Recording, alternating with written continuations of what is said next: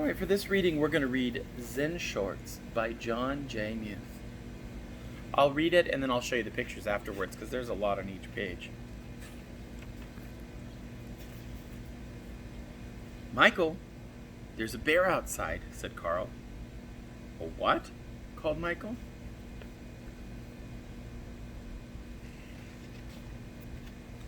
A bear. He's really big, and he's in the backyard. What's he doing? Michael asked. Well, he's sitting. He has an umbrella, said Carl. An umbrella?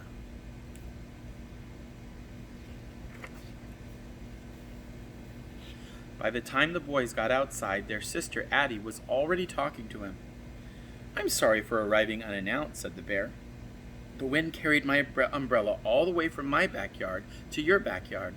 I thought I would retrieve it before it became a nuisance. He spoke with a slight panda accent. Michael introduced himself. Then Addie introduced Carl, because Carl was shy around bears he didn't know. And this is how Addie, Michael, and Carl met Stillwater.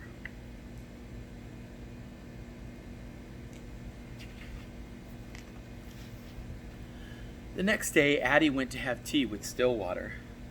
Hello? Addie said as she stepped inside. Come in, a faraway voice called. Then she heard the voice say, Oh yes, come out. Stillwater was in the backyard.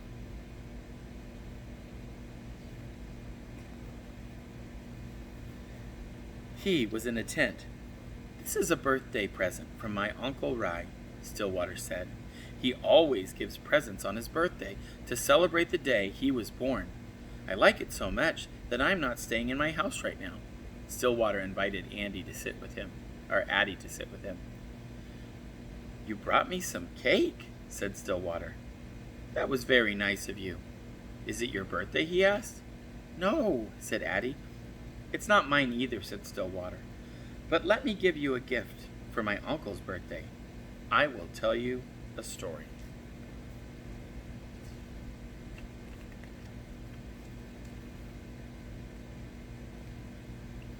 The story's called Uncle Ry and the Moon.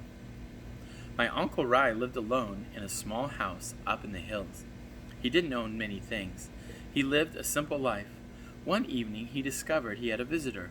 A robber had broken into the house and was rummaging through my uncle's few belongings. The robber didn't notice Uncle Ry, and when my uncle said hello, the robber was so startled he almost fell down. My uncle smiled at the robber and shook his hand. Welcome. How nice of you to visit. The robber opened his mouth to speak, but he couldn't think of anything to say, because Ry never let anyone leave empty-handed.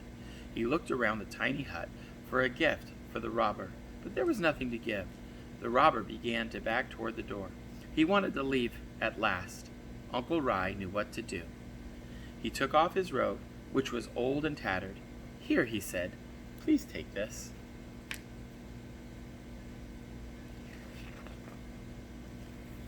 The robber thought my uncle was crazy. He took the robe, dashed out the door, and escaped into the night. My uncle sat and looked at the moon, its silvery light spilling over the mountains, making all things quietly beautiful. Poor man, lamented my uncle. All I had to give him was my tattered robe. If only I could have given him this wonderful moon.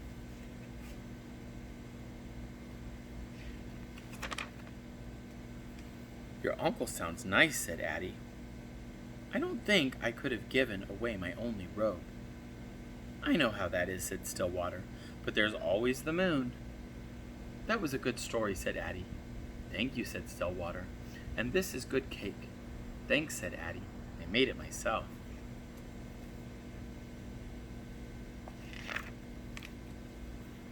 The next day, Michael went to see Stillwater.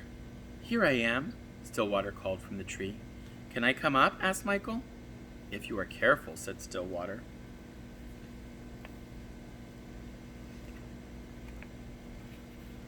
What if we could fly, said Michael. We could cast shadows on clouds, said Stillwater. But what if we fell, said Michael. If we fell, we might break something, said Stillwater. That would be bad, said Michael. Maybe, said Stillwater. Maybe? Asked Michael.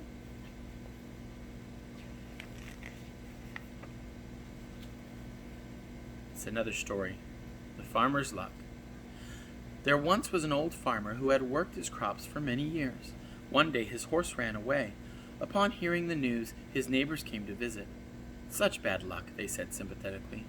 "Maybe," the farmer replied. The next morning the horse returned, bringing 2 other wild horses. "Such good luck," the neighbors exclaimed. "Maybe," replied the farmer. The following day his son tried to ride one of the untamed horses, and was thrown off and broke his leg. Again the neighbors came to offer their sympathy on his misfortune. "Such bad luck," they said. "Maybe," answered the farmer. The day after that, military officials came to the village to draft young men into the army to fight the war. Seeing that his son's leg was broken, they passed him by. "Such good luck," cried the neighbors. "Maybe," said the farmer.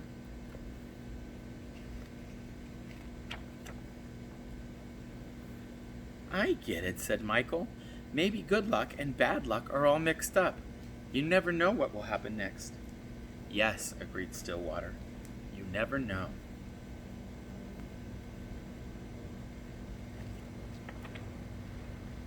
The day after that, Carl went to visit Stillwater. Michael said I could bring over our stuff to go swimming. I'm mad at Michael. He's always telling me what to do.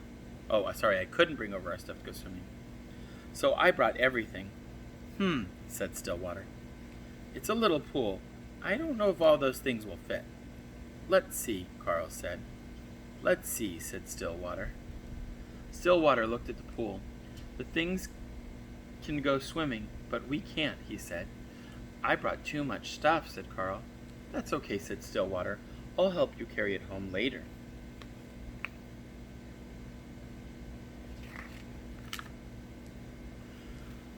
Why does Michael always have to tell me what to do, Carl?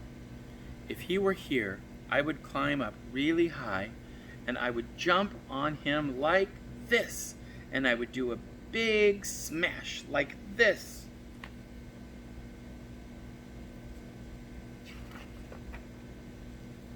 Later, Carl and Stillwater had tea. "Carl," said Stillwater, "you spent the whole day being angry with Michael. Did you notice how much fun we had?" Carl watched the steam rise from his cup. "I'm sorry I brought all this stuff," Carl said. "You don't need to be sorry," said Stillwater. "Right now, you need to carry. Hold on tight, and I will tell you a story." The story is called The Heavy Load. 2 traveling monks reached a town where there was a young woman waiting to step out of her sedan chair. The rains had made deep puddles, and she couldn't step across without spoiling her silken robes. She stood there looking very cross and impatient. She was scolding her attendants.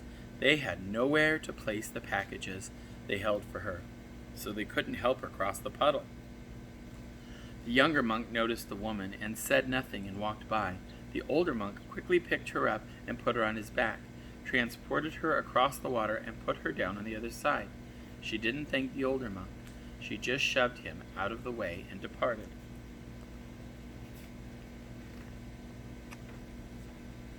As they continued on their way, the young monk was brooding and preoccupied. After several hours, unable to hold his silence, he spoke out. "That woman back there was very selfish and rude, but you picked her up on your back and carried her. Then she didn't even thank you." "I set the woman down hours ago," the older monk replied. "Why are you still carrying her?"